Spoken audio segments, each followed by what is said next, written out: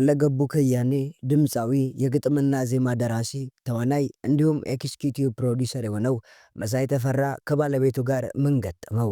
የአርቲስቶች የሰርግ ውድድር በነበረበት ወቅት የተሞሸረው መሳይ ቀለበቱን ከጣቱ ላይ ካወጣ ከረምረም ማለቱ ጉዳዩ ቢያሳስበን ምን ቢፈጠር ነው ብለን ጠይቀን በጥያቄያችን ያገኘነውን መልስ ደግሞ ለእናንተ እንካችሁ ልንል መጠናል። በዚህም አልቆምንም። ጉዳዩን ለማጣራት በሄድንበት ርቀት ውስጥ የኛዋን ፈርጥ ራሄል ጌቱን በዚህ ታሪክ ውስጥ አግኝተናታል። ለውስን ደቂቃዎች አብራችሁን ስትዘልቁ የመሳይን የትዳር ሁኔታ እናወጋና ተደብቆ የቆየው የራሄል ጌቱና የመሳይ ተፈራን ረዥም ዓመታት የተሻገረውን ሚስጥር የሆነውን ግንኙነት ገልጸን አጀብ እንላለን። አለፍ ብለን ራሄል በልጅነቷ የወለደቻት ልጅ የተፈጠረውን አጋጣሚ ሆነ አባቷስ ብለን ጠይቀን ያገኘነውን ምላሽም ታደምጡታላችሁ። ብቻ እናንተ ቻናሉን ሰብስክራይብ፣ ቪዲዮውን ላይክ እያደረጋችሁ ለጥቂት ደቂቃዎች አብራችሁን ዝለቁ። ያለንበት ዘመን በጥድፊያ የተሞላ ጊዜ ነውና ሁሉም ነገር ፍጥንጥን ይላል። ዛሬ ወደነዋል ያልነው ነገር ነገ ላይ ያስጠላናል። ከዓለም ፍጥነት ጋር ተያይዞ የሰው ልጅ ስሜትም በፍጥነት አብሮ እየተቀያየረ ያለ ይመስላል። ይህ ነገር የፍቅር ህይወታችንም ላይ ሆነ ትዳራችን ላይ ተጽዕኖው እየተስተዋለ መጥቷል። በያዝነው ዓመት ብቻ ከጋብቻ በላይ ፍቺ እንደተካሄደም ተነግሯል። ቶሎ ፍቅር ውስጥ እንወድቃለን፣ ሳንከራርምም እንለያያለን። እድል የቀናውና ፍቅሩን ያስቀጠለ ሰው ወደ ጋብቻ ይሻገራል። ጋብቻው ላይ መቆየት ደግሞ ሌላ አዲስ ፈተና ይሆናል። መለያየትም ይከሰታል። በተለይ የኪነ ጥበብ ሰዎች ትዳራችሁን አይባርከው ብሎ ማን እንደረገማቸው አይታወቅም። አብዛኞቹ ትዳራቸውን የበተኑ ናቸው። ያውም ደግሞ ሰርጋቸውን ድል አድርገው ደግሰዋል። ሙሉዓለም ጌታቸው፣ ዳንኤል ተገኝ፣ ሰለሞን ቦጋለ፣ ሳምሶን ታደሰ ቤቢና ሌሎችም ሊጠቀሱ የሚችሉ በርካታ አርቲስቶች ትዳራቸውን በትነዋል። ታዲያ ከዚህ ዝርዝር ውስጥ አዲስ ተመዝጋቢ ሳይገኝ የቀረ አይመስልም።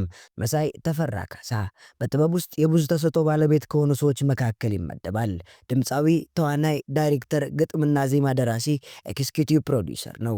የዛሬ 7 እና 8 ዓመታት በፊት ሰርጋቸው አነጋጋሪና አጀብ የተባሉ ሰርጎች መካከል የመሳይ ተፈራ አንዱ ነበር። ጸጋዬ እሸቱ፣ አረጋኸኝ ወራሽ፣ አብነት አጎናፍር፣ ፍቅር አዲስ፣ ነቃ ጥበብ፣ ሚካኤል በላይነህ፣ አዲስ ሙላት፣ ጎሳዬ ተስፋዬ፣ አዲንጎ አፈወርቅ፣ ታደለ ሮባና ሌሎችም ከአንጋፋ እስከ ወጣት ድምፃውያን የተገኙበት ዘፍነው ሞሽረውታል። ሌላው ቀርቶ በቃለ መጠይቆች ማንመለከተው ከፊልም ትወና ውጪ ሌላ ቦታ ላይ የማናየው ነፍሱን ይማረውና ታሪኩ ብርሃኑ ባባ በዚህ ሰርግ ላይ ተገኝቶ ወገቡን አሰር አድርጎ የወዳጅነቱን ወዝወዝ ሲልም ነበር። የግርማ ተፈራ ደስታ ደግሞ ወንድሙን እንዴት እንደሚወደው በማየት ከሌሎቹ የተለየ ከፍ ያለ ሊሆን እንደሚችል መገመት አያስቸግርም። ጥበብ ከቤተሰባቸው ሲወርድ ሲዋረድ የመጣ ነው። አባታቸው ተፈራ ካሳ ተወዳጅ ድምፃዊ ነው። ግርማ የአባቱን ዝና ያስቀጠለ በጣም ተወዳጅ ዝነኛ ድምፃዊ ነው። መሳይ ደግሞ ወንድሙን እያየ ወደ ሙዚቃው የመጣ አልጋ ወራሽ ነው።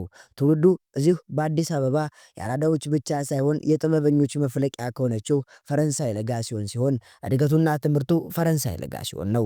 ሙዚቃን የጀመረው በቤት ውስጥ ሲሆን ታላቅ ወንድሙን ግርማን በማየት ነው። ነገር ግን ድምፃዊ መሆን ሳይሆን ፍላጎቱ ተዋናይ መሆን ነበር። ለዚህም ፋዘር ተስፋዬ አበበ ቤት በመሄድ የትወና ትምህርቱን ጀመረ።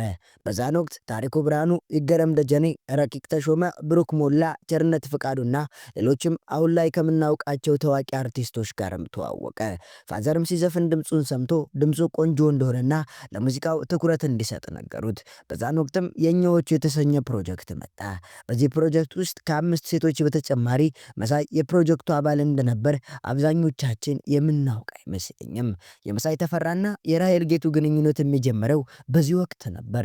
ሌሎች ድምፃውያን ዜማ የሚወስዱት ራሄል ጌቱ ስትዘፍን ከሚንጠባጠበው ነው የተባለላት የዘመናችን ፈርጥ እንደሆነች የሚመሰክሩላት፣ ሙዚቃን ከመዝፈን አልፋ ታስታምመዋለች የሚባልላት፣ ማዜም ለሷ የተፈጠረ እስከሚመስል ድረስ ስታዜማ መስማት ነፍስን ያስደስታል የተባለላት ራሄል ጌቱ የራሷ የተለየ ከለርም አላት።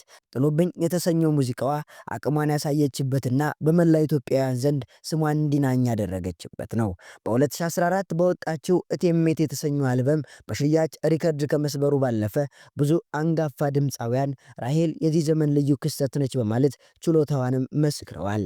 በዚህ አልበም ውስጥ የተካተተው ኢትዮጵያ የተሰኘው ቪዲዮ ክሊፕ ደግሞ ስለ ሀገሯ የሚሰማትን ስሜት በደንብ ያንጸባረቀችበት ሲሆን ቪዲዮ ደግሞ በኢትዮጵያ የሙዚቃ ታሪክ ውስጥ ከማይረሱ የቪዲዮ ክሊፖች ውስጥ አንዱ ሆኖላታል።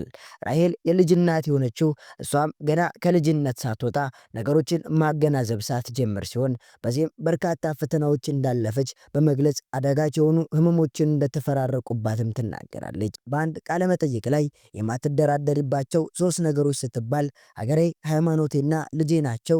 በልጄ መቼም አልደራደርም። ለእሷ ነው የምኖረው። ተስፋዬም፣ ደስታዬም፣ መከፋቴም ሁሉ የምረሳው በሷ ነው ትላለች። ታዲያ ራሄል ልጇ አሁን በአስራዎቹ ዕድሜ ላይ የምትገኝ ብትሆንም አባቷ ማን እንደሆነ መናገር አልፈለገችም። አሁንም ድብቅ አድርጋ ልጇን በቅንጦት ማሳደጓን ቀጥላለች። ራሄል ከመሳይ ተፈራ ጋር ዓመታትን የዘለቀ የፍቅር ግንኙነት ነበራት። መሳይ ወደ ትዳር ከመሄዱ ቀደም ብሎ ማለት ነው። የቅርብ ሰዎቻቸው ብቻ የሚያውቁት ነገር ግን ለሚዲያ ያላወጡት ፍቅር ጀምረው ነበር። ዓመታቶችን አብረው አሳልፈዋል። በእኛ ፕሮጀክት ውስጥ በነበሩበት ጊዜ የተጀመረ ፍቅር ግንኙነት ሲሆን ከኛ ፕሮጀክት በኋላም ቢሆን ላልተወሰነ ጊዜ የፍቅር ግንኙነታቸውን ማስቀጠልም ችለዋል። አንዳንዶች ልጅቱ የመሳይ ናት ቢሉም ይህ ነገር ግን ከእውነት የራቀ ፈጽሞ ውሸት የሆነ ጉዳይ ነው። የራሄል ልጅ የመሳይ ተፈራም አይደለችም። ታዲያ ውስን ዓመታቶችን አብሮ ካሳለፉ በኋላ ከሚያግባባቸው ነገር ይልቅ የማያግባባቸው ነገር ስለበለጠ መለያየታቸው ግድ ሆነ። በዚህ የመለያየት ጉዞ ውስጥ የሁለቱም የጓደኞቻቸው አሻራ እንዳለበት ይነገራል። መሳይ ከኛ ፕሮጀክት በኋላ ከለምለም ኃይለ ሚካኤል ጋር የመጀመሪያ ፊልሙን ትመጣለህ ብዬ የሚለውን ፊልም በጋራ ፕሮዲውስ አደረጉ። መሳይ በትወናም ተሳተፈበት። ከዛ በኋላም ከለምለም ጋር ከአንድም 2 ፊልሞችን አብረው በጋራ ፕሮዲውስ ያደረጉ ሲሆን ራሄል ግን አልነበረችም። በራሄልና በለምለም ኃይለ ሚካኤል መካከል ያለው መለያየት እስካሁን ድረስ የዘለቀው በዚህ ጉዳይ እንደሆነም ይነገራል። ራሄል መሳይን ከመጠን ያለፈ ተወዶ ስለነበር በመሳይ ላይ የተለያዩ ችግሮችን ትፈጥር እንደነበርም ይነገራል። የሚቀርባቸው ሴቶችን እስከ ማስፈራራትም ደርሳለች። የፍቅር ህይወቷ ከአንዴም 2 ያልሳካላት ያላት ራሄል ጌቱ መሳይ አግብቶ እንኳን ለመርሳት ተቸግራ እንደነበር ሰምተናል። ሚስቱንም እየደወለች ታስፈራራ እንደነበረ የውስጥ አዋቂዎችም ሹክ ብለውናል። በዚህም ምክንያት ከመሳይ የቅርብ ጓደኞች ጋር ሰጣ ገባ ውስጥ እስከ መግባትም ደርሳለች። ታዲያ በጊዜ ሂደት ውስጥ ራሄልም ከህመሟ ሽራ ልጇን አንቀባራ እያሳደገች ሲሆን ዓለምን እየዞረች አዲስ ህይወት ለመጀመር ዳዴ እያለች እንደሆነም ተሰምቷል። የሚሆናትንም ያገኘች ትመስላለች።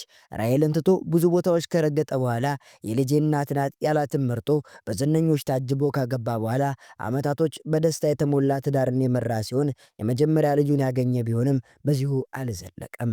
ቀለበቱን ከጣቱ ላይ አውልቆ ሁሉም ነገር ማክተሙንም አረጋግጧል። የዛሬን እዚህ ጋር አበቃን። በሌላ ቪዲዮ እስከምንገናኝ ሰናይ ጊዜን ተመኘን። ቪዲዮውን ላይክ፣ ቻናሉን ሰብስክራይብ ማድረግ እንዳይረሳ።